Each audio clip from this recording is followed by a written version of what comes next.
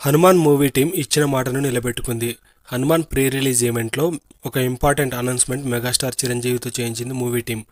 అదేంటంటే హనుమాన్ సినిమా థియేటర్లలో ఆడినన్ని రోజులు ప్రతి టికెట్పై ₹5 చొప్పున అయోధ్య రామాలయానికి తమ వంతుగా ఇస్తామని ప్రకటించింది. చెప్పినట్టుగానే మాట నిలబెట్టుకుంది హనుమాన్ యూనిట్.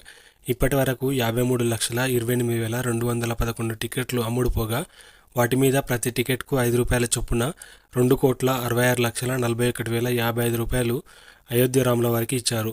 ఇది అయోధ్య రాముడికి హనుమంతుడిచ్చిన చిన్న కానుక అంటూ మూవీ టీం కామెంట్ చేసింది. హనుమాన్ చిన్న సినిమా, దాన్ని ఆడకుండా చేయాలని ప్రయత్నించిన వారి సినిమాలే బొక్కబొర్ల పడ్డాయి. ఎందుకంటే హనుమాన్ సినిమాకి ఏకంగా హనుమంతుడే అండగా నిలబడ్డాడు.